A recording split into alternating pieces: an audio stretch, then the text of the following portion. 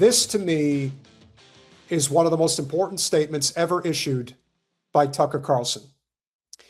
It was so powerful that, dare I say, it was revolutionary in tone and execution.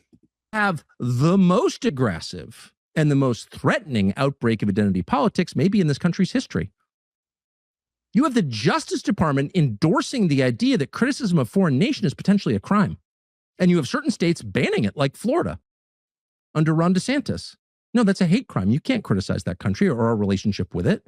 At the very same time, the people encouraging you to go along with this and threatening you if you don't are bragging that everything you're not allowed to say is in fact true. That's all this is. It's a way to make it really clear. Jeffrey Epstein gets to win Powerball somehow. His murderers walk free. We're not even going to investigate it. But you, watch yourself. Watch yourself now. That's exactly what's going on.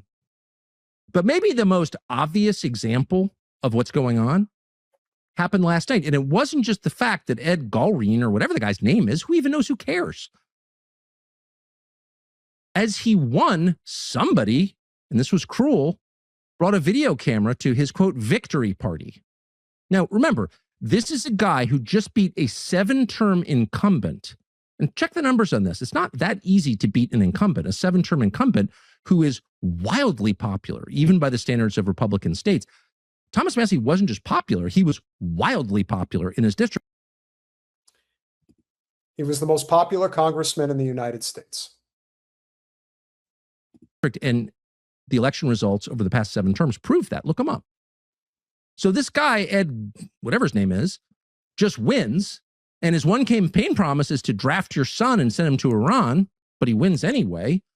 How did he win? Well, obviously people were just so thrilled by the idea of a draft that they just lifted Ed Galreen onto their shoulders and carried him across the finish line. And then they all streamed into the victory hall for beers and high fives and maybe some brats. You imagine that must have happened. People woke up one morning and realized their congressman, who we thought was honest and principled and decent, a family man whose 4 children love him, who built his own home, who's the embodiment of the America you thought you lived in, this independent, has self-respect and reverence for God and nature. That's what you thought of him. And you realize, no, he's like a liberal who's actually being supported by the jihadis, who's like some kind of sex criminal, because that's what they told you. We need Ed Galreen, the draft guy. And we're thrilled he got it. Well, let's take a look. Let's take a peek at what Election HQ last night at Ed's victory party actually looked like.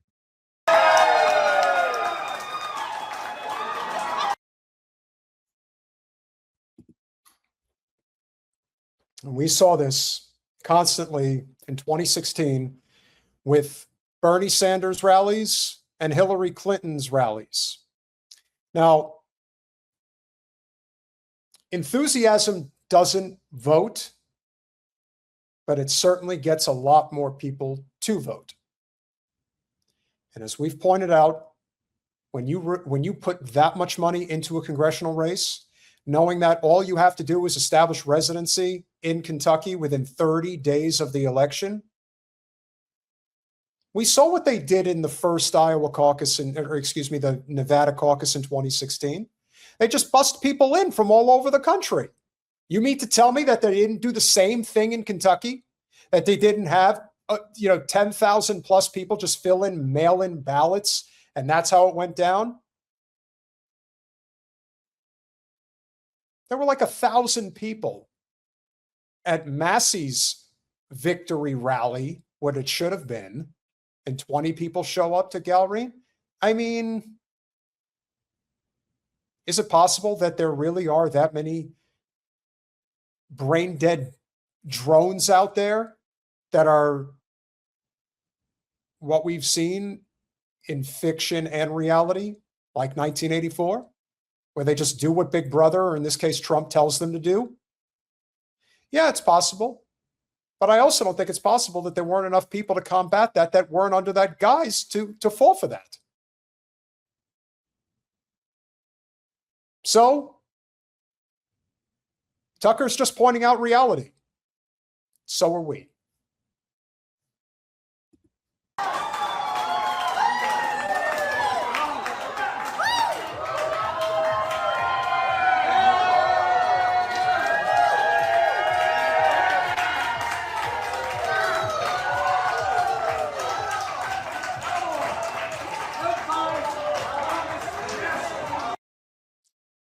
covered a lot of victory parties in my life, a lot, more than 10, and some lost parties too.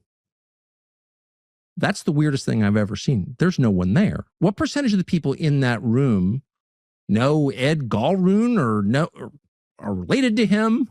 Are his neighbors were paid to be there? We don't know the answer. There's nobody there.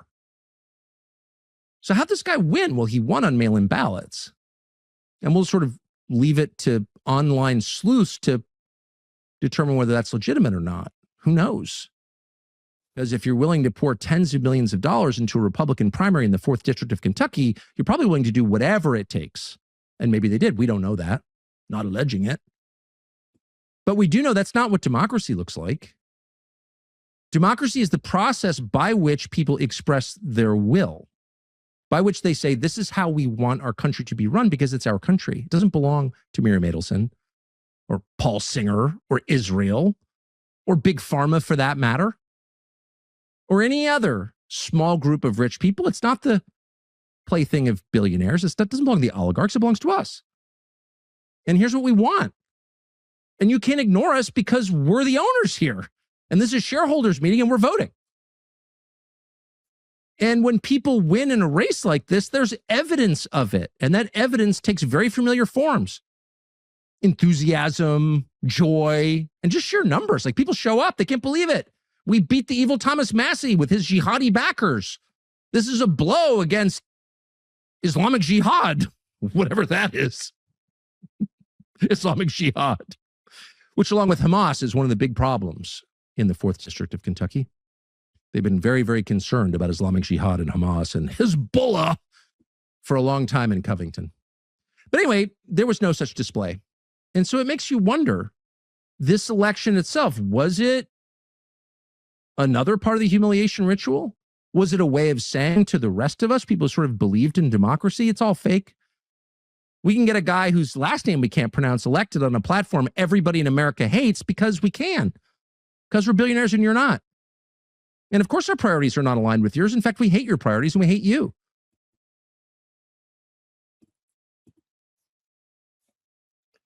Tucker is sounding very much like a revolutionary. He's identifying the actual problem, and this is a man who is very wealthy. But there's a difference between being worth a few $100 million, which Tucker is worth. He's legitimately wealthy, if not outright rich. And he's calling out the people who truly control the show. The people that are worth tens of billions of dollars, in some cases, hundreds of billions of dollars. And their intentions, their goals,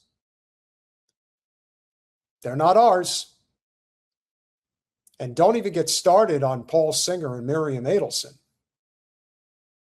They're just two of the most obvious suspects. There are many culprits out there within that class of people. In reality, Tucker has a minuscule fraction of the wealth of the likes of Bill Gates, Jeff Bezos, Mark Zuckerberg, and Elon Musk. The four stooges, if you will. The Zionist cause is very dangerous.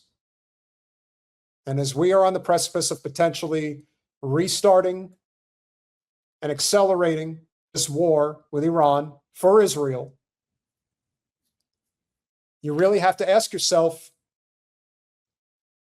why is it that people like Tucker Carlson are the ones that are stepping up and doing what's necessary?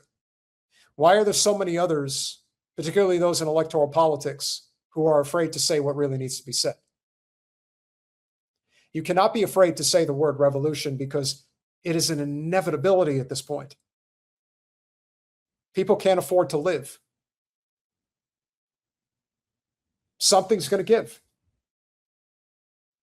And Tucker is prepared to lead that effort, and that takes a lot of guts. We're going to do this anyway. Even in Kentucky, we can do it. It's possible that's the message they were sending.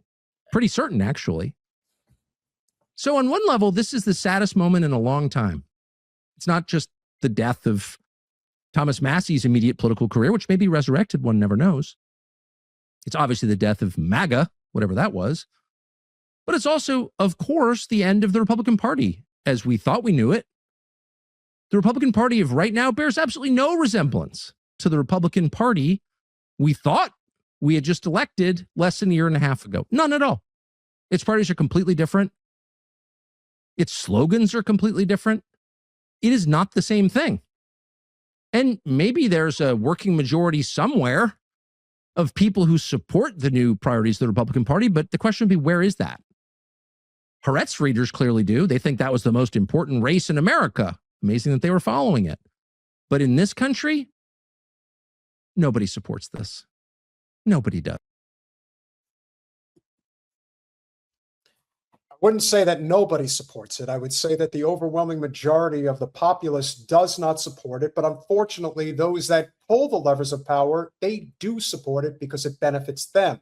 See the previous conversation with little Ben Shapiro talking about, yes, we know the system sucks for you, but it works for me, and that's what matters. And that's the same thing that the people in positions of power are thinking right now.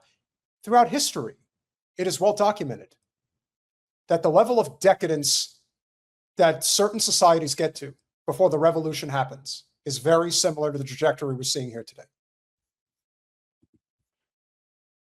They're daring us to revolt.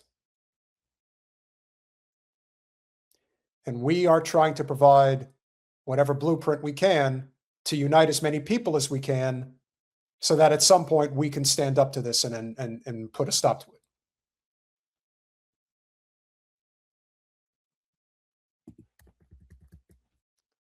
And I just want to point out, I don't envision any revolutionary utopia. I'm not a Leninist Marxist. I believe in humanity. And whatever the fuck this system is, it's broken. We do deserve to live in a better world. We do deserve healthcare. We do deserve dignity, education, a meaningful job, not just a job to survive. We deserve clean air and drinkable water and a protected environment and the ability to actually enjoy life. And right now, we don't have that.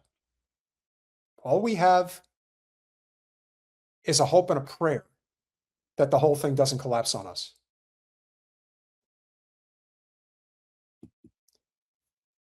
But it goes to show you how close we are to a breakthrough, because somebody like Tucker Carlson, who is a very intelligent man, 1000% sees what's happening. He's a student of history. He knows this well. And he understands that no one is safe, not even him. That takes a lot of guts, because man alive, does he have a fine life, and he's always had it. But that's what happens when you make a clear, conscious decision that all the riches and creature and comforts that you have, you can't take them with you. Every man dies, but not every man lives. The great line from Braveheart. And it's true. So what stand are all of us as a consensus going to make? Foundationally, there are wholesale changes that need to happen. We're trying to provide direction. Tucker is as well.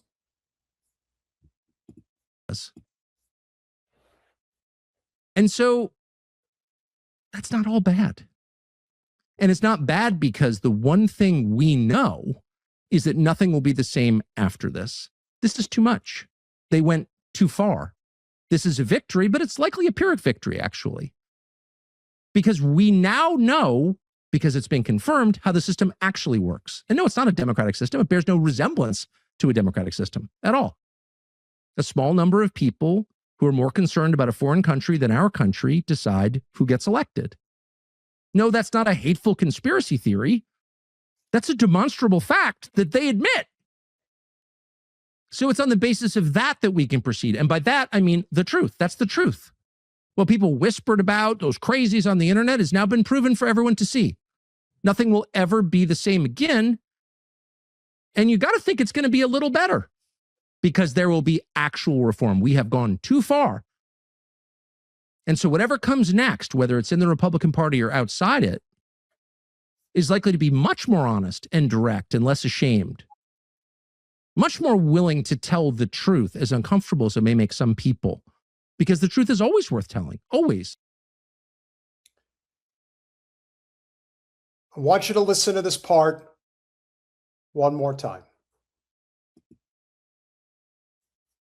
Very important. You listen to this part very carefully one more time.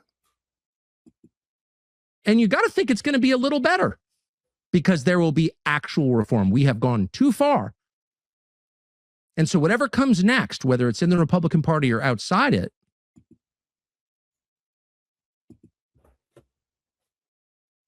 you don't hear anybody, whether it's Kyle Kulinski, Hassan Piker, even Cenk Uygur, Crystal Ball, I could go on. You don't hear any of them talking like this. You don't hear any of them saying, whether it comes in the Democratic Party or outside the Democratic Party. But Tucker Carlson is saying, perhaps the Republican Party is not the answer. Perhaps we need a new path. You ain't kidding. We need a new path. And he's going to help lead it. Is likely to be much more honest and direct and less ashamed. Much more willing to tell the truth, as uncomfortable as it may make some people, because the truth is always worth telling, always. And a politics based on anything but the truth is always poisonous. So yes, this is a low point. Is it the end point? Not at all. It's the beginning.